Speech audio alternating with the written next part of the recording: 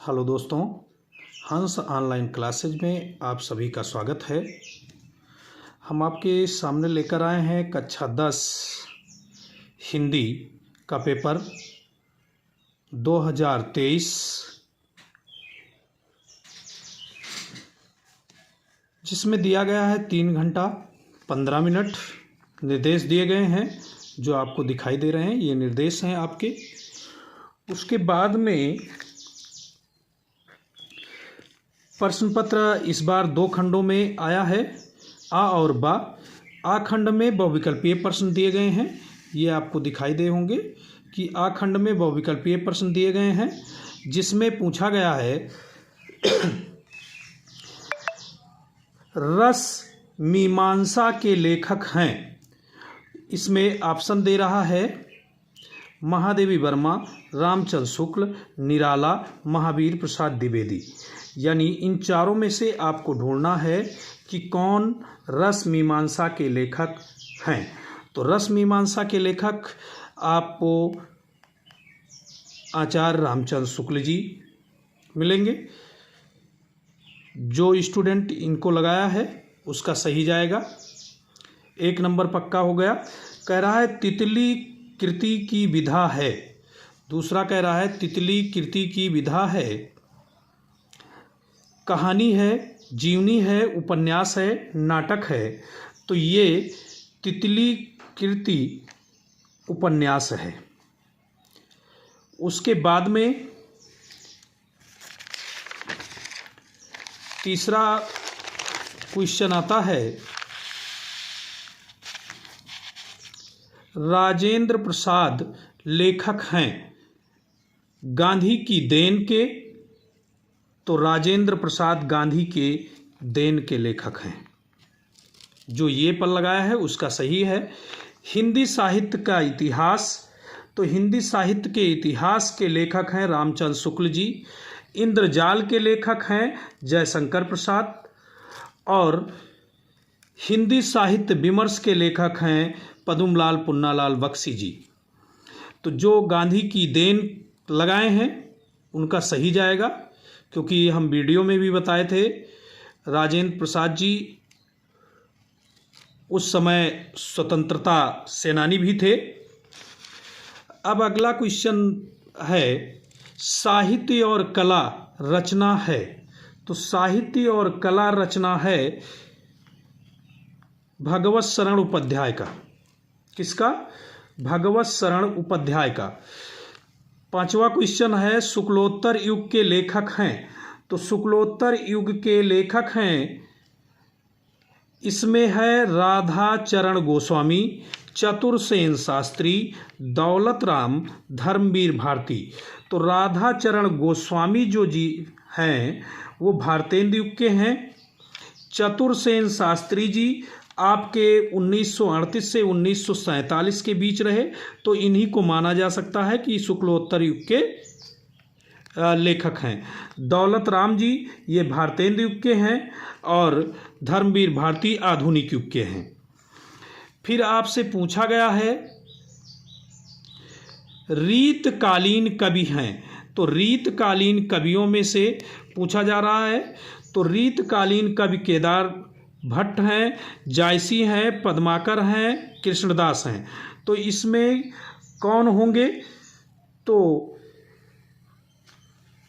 ये केदार भट्ट भारतेंदु युग के थे, जायसी जी भक्त काल के हैं, निर्गुण शाखा के, और पद्माकर जी यानी रीत काल के पद्माकर जी कवि हैं। जो स्टूडेंट यहाँ का लगाया होगा पद्माकर जी को उसका सही जाएगा। छत्रसाल दशक के रचयिता हैं। छत्रसाल दशक के रचयिता हैं भूषण जी। अब है तार सप्तक के संपादक हैं। तो तार सप्तक के संपादक ये हो जाएंगे अज्ञे, सच्चिदानंद हीरानंद वात्स्ययन अज्ञे, ये तार सप्तक के संपादक हैं। फिर आपका आ रहा है सुमित्रानंदन पंथ की रचना है। तो सुमित्रानंदन पंथ जी की रचना कौन सी है इन चारों में से? तो सुमित्रानंदन पंत जी की रचना है इसमें से युगवाणी। अब ज्ञानदीप किसकी है? शेख नबी जी की है। प्रेम वाटिका रसखान जी की है। क्षणदा महादेवी वर्मा जी की है। ये ध्यान रखेंगे। उसके बाद में स्मृति की रेखाएं साहित्य की विधा है। तो स्मृति की रेखाएं साहित्य की विधा है। देखें बेटा, इसमें जीवनी ये भी नहीं है, भेंट वार्ता भी नहीं है, और ये संस्मरण है, क्योंकि कुछ विद्वानों का मानना है कि ये रेखा चित्रात्मक संस्मरण है। तो हम एकदम कन्फर्म मानते हैं कि संस्मरण है। अगर संस्मरण या रेखा चित्रात्मक संस्मरण दिया होता तो ऑप्शन में थोड़ी परेशानी होती, लेकिन संस्मरण सीधे दिया गया है तो ये संस्मरण है। अगला क्वेश्चन आपका दे रहा है करुण रस का स्थायी भाव है। तो ये भी आप लोगों को पढ़ाया गया है। करुण रस का स्थायी भाव शोक हो जाएगा। ये तो आसानी से लगा दिए होंगे। पीपर पात सरिस मन डोला में अलंकार है। तो पीपर पात सरिस मन डोला में अलंकार है। ध्यान से देखें, हमने पढ़ाया था आपको एक दोहा के हिसाब से, उपमा समान। उपमा समान रूपक भेद रहित आरोप, संभावना उत्प्रेक्षा जन जानो मन मानो। यानी इसमें क्या कह रहा है? पीपर पात सरिस मन डोला, यानी समानता को प्रकट करने के लिए कह रहा है। तो किसकी? उपमेय में उपमान की। तो ये कौन सा अलंकार हो जाएगा? उपमा अलंकार हो जाएगा। अब कह रहा है सुन केवट के बैन, प्रेम लपेटे अटपटे, बिसरे करुणा एन। यहीं से मिल गया। हमने क्या कहा था कि जो आपका यहाँ पर कामा लगा होगा और यहाँ पर, यानी पहले चरण में और तीसरे चरण में तुकबंदी हो जाएगी। क्या हो जाएगा? तुकबंदी हो जाएगी। और गुर और क्या होगा? लघु होगा। क्या होगा? गुर और लघु। तो ये क्या हो जाएगा? देखिए, पीछे आपका तुकबंदी नहीं मिल रहा है, कभी कभी मिलता है तो आप मात्रा लगा के पहचानते हैं, लेकिन इसमें सीधे स्पष्ट आपको दिखाई दे रहा है कि देखें, यहाँ पर तुकबंदी हो रही है और यहाँ पर तुकबंदी हो रही है। इसलिए इसका ऑप्शन बी सही जाता है, यानी सोरठा है। ये पढ़ा चुके थे, बहुत आसानी से पहचान सकते थे। अनुचर शब्द में प्रयुक्त उपसर्ग है। तो अनुचर शब्द में जो उपसर्ग प्रयोग हुआ है वो क्या हुआ है? अनु हुआ है। आप ध्यान देंगे कि आपके पास में फिर आ रहा है 15वां क्वेश्चन। कह रहा है प्रत्यय के प्रकार है। प्रत्यय के प्रकार हैं। तो प्रत्यय कितने प्रकार के होते हैं? 2 प्रकार के होते हैं। फिर आपके कह रहा है वेद पुराण में समास है। हमने कहा था वेद पुराण माता पिता डैश करके लगता है, दुख सुख, यानी द्वंद्व समास है, यानी जौन्यम डंडा लागू हुए उ द्वंद्व समास। हमने पढ़ाया था डंडा लगा हो तो द्वंद्व समास, क्योंकि तुम लोगों में लेबल क्या दिया गया था? द्विगु समास, द्वंद्व समास और बहुव्रीहि समास। 3 ही समास आप लोगों में आनी थी। तो ये सबसे पहले ही तत्पुरुष खत्म हो जा रहा था। अब बचता था जिसमें हमने कहा था बीच में डंडा लगा हो, वो क्या हो जाएगा? द्वंद्व समास हो जाएगा। देख लें, डंडा लगा मिल गया था। हमने द्विगु के लिए पहचान बताया था 2 3 4 5, यानी गा से गिनती, जिसमें गिनती आए आगे क्या लगा हो? गिनती लगा हो, यानी जो पूर्व पद में गिनती लगी हो, लेकिन उसके साथ साथ हमने बताया था कि अर्थात किसी देवी देवता का नाम भी ना आए तो और गिनती लगी हो तो वो किसके अंतर्गत जाएगा? द्विगु समास के अंतर्गत जाएगा। तो इसमें गिनती लगी नहीं है। अब हमने कहा था गिनती लगी हो लेकिन अर्थात किसी देवी देवताओं का नाम या किसी का नाम उच्चारित ना हो रहा हो, यानी उससे कोई नाम ना बन रहा हो, तो वो बहुव्रीहि समास में हमने कहा था गिनती के साथ बहुव्रीहि समास हमने कहा था बहुव्रीहि, यानी बहुव्रीहि, यानी कोई भी चीज गिनती के साथ लिखकर आ गया हो और उसके बाद में किसी देवी देवता का नाम आ गया हो तो वो बहुव्रीहि समास में जाता है। बहुत डिटेल समझाया था। फिर कह रहा है प्रमोद शब्द का तत्सम रूप है, आप लोग तुरंत मारे होंगे प्रमोद। ये आपका क्वेश्चन हो गया। अगला क्वेश्चन आपका दे रहा है इत्यादि।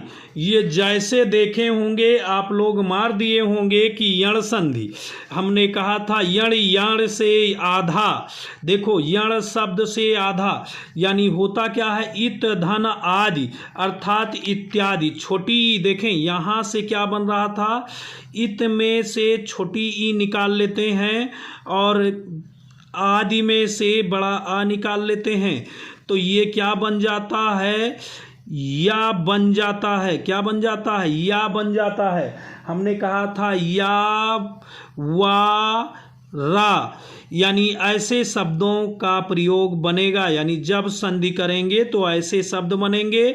और इस शब्द का ये जिस पर ये मात्रा लगी होगी छोटी छोटाऊ, वो वर्ण जो होंगे वो आधा हो जाएंगे। तो ये तो आप तुरंत मार दिए होंगे यण संधि। अब बात आती है फलेन शब्द का वचन एवं विभक्ति लिखिए। तो फलेन शब्द अभी ध्यान देंगे कि आप लोगों को मैंने पढ़ाया था फलेन शब्द जो है वो कहाँ पर आता है। हमने कहा था अधिकतर याद रखना कि जो होगा वो प्रथमा यानी एक वचन पूरा याद कर लेना। एक वचन से आता है या आपका बहुवचन से आता है। विभक्ति आपकी तृतीया चतुर्थी और पंचमी षष्ठी और सप्तमी ये आती है, इसको ध्यान रखना था। हमने कहा था जब एन लगा होगा, एन जुड़ेगा तो ये तृतीया विभक्ति में एक वचन आएगा। एन जुड़ा होगा तो तृतीया विभक्ति में एक वचन आएगा। तो ये तृतीया विभक्ति अर्थात एक वचन तृतीया विभक्ति आपका ऑप्शन डी सही गया। अब आपठम धातु का वचन एवं पुरुष है। तो आपठम आप लोग पढ़ते हैं कि आपठते आपठताम आपठन आपठ आपठतम आपठत आपठतम आपठाओ आपठाम। तो ये क्या कह रहा है, हमसे कह रहा है आपठम। तो आपठम किस में जा रहा है, तीसरी लाइन में जा रहा है। तो तीसरी लाइन होती क्या है आपको ये ध्यान रखना है। तो तीसरी लाइन उत्तम पुरुष होगी, प्रथम पुरुष मध्यम पुरुष उत्तम पुरुष। तो देखें आपका उत्तम पुरुष यहाँ मिल रहा है, उत्तम पुरुष यहाँ मिल रहा है, लेकिन माँ है क्योंकि माँ में हलंत है।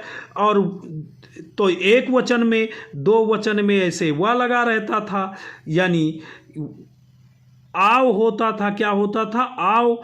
और इसमें क्या होता था, माँ लगा होता था। और इस बहुवचन में क्या लगा होता था, आम। तो ये ध्यान रखना था। तो ये हमारा माँ लगा हुआ है, एक वचन उत्तम पुरुष है। अब इतना तो आप लोगों को समझ में आ गया होगा। अब आता है खंडबा।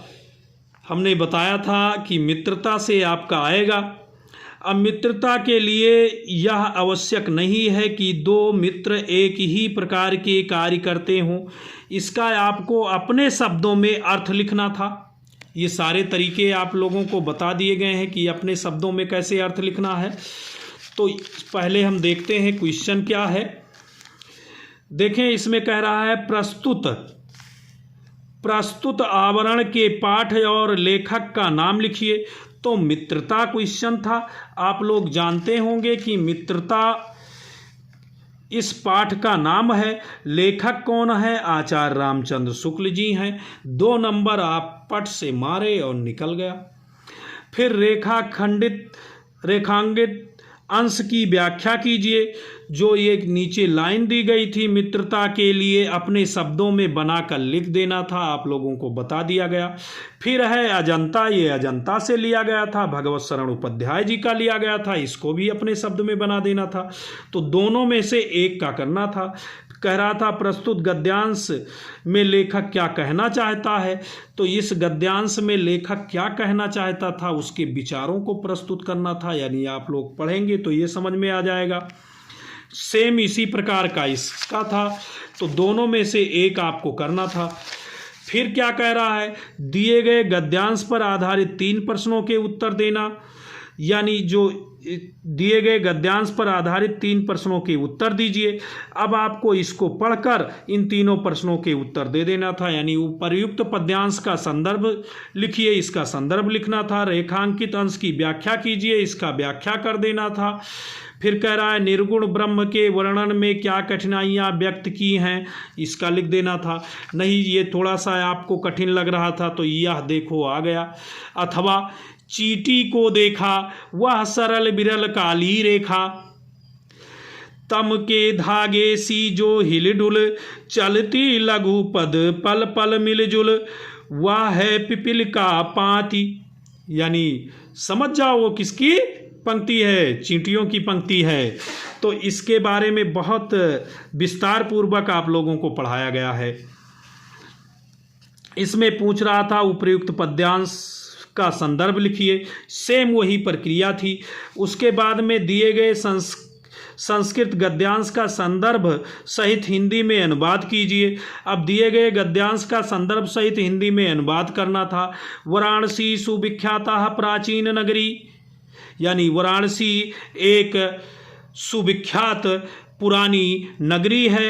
इयम विमल सलिल गंगाया कूले स्थिता, इसके निर्मल जल, यानी पूरा अर्थ आप लोगों को बताया गया है कि गंगा के किनारे स्थित है। निर्मल जल वाली, स्वच्छ एवं निर्मल जल वाली गंगा के किनारे स्थित है। हमने कहा था टूटी फूटी भाषा में भी लिखकर आप लोग आ सकते हैं। अस्या घट्टानामा वलयाकृत पंक्ति धावलायाम चंद्रिका नाम बहुराजते, यानी अब इसका पूरा अर्थ बताएंगे तो थोड़ा वीडियो लंबा हो जाएगा। इसमें कह रहा है इसके घाट वलयाकृत यानी घुमावदार पंक्ति, धावलायाम चंद्रिकायाम बहुराजते, यानी बहुत अच्छे, यानी चंद्रमा के समान जब रोशनी पड़ती है तो बहुत अच्छे दिखाई देते हैं, बहुत अच्छे लगते हैं।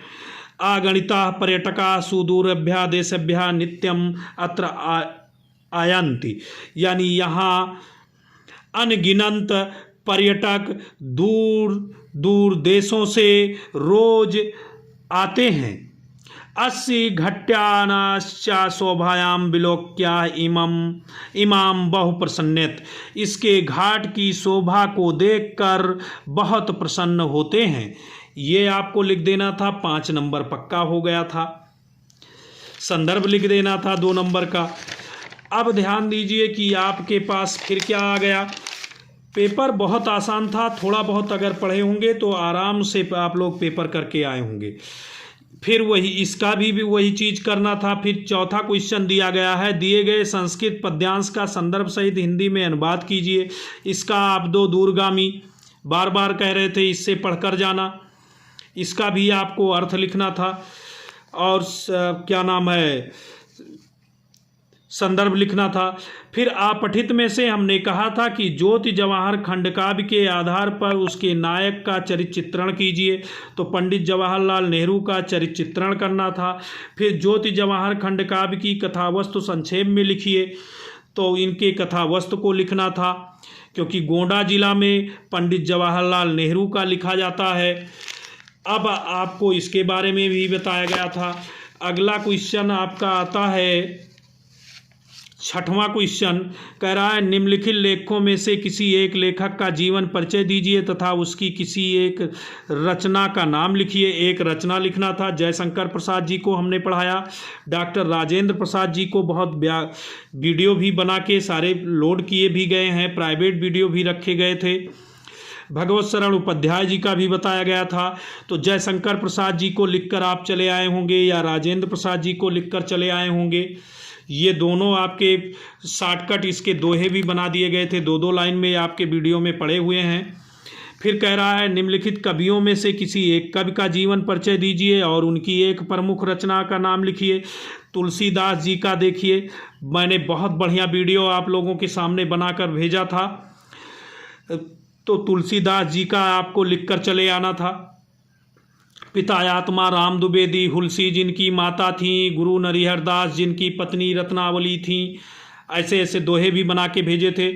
और इनके जिस पर इस समय बहुत ज़्यादा चर्चा में भी है विषय, इनकी रचना लिखना था। तो इनकी सबसे मुख्य रचना है, आप लोग जान भी गए होंगे, रामचरितमानस दिखा देना था। इस समय चर्चा में भी चल रहा है, राजनीति भी उस पर हो रही है। फिर कहना था अपनी पाठ्य पुस्तक से कंठस्थ किया हुआ कोई एक श्लोक लिखिए जो इस प्रश्न पत्र में ना आया हो। अब इस प्रश्न पत्र में ज़्यादा आए ही नहीं है, आपको एक कोई श्लोक लिख देना था।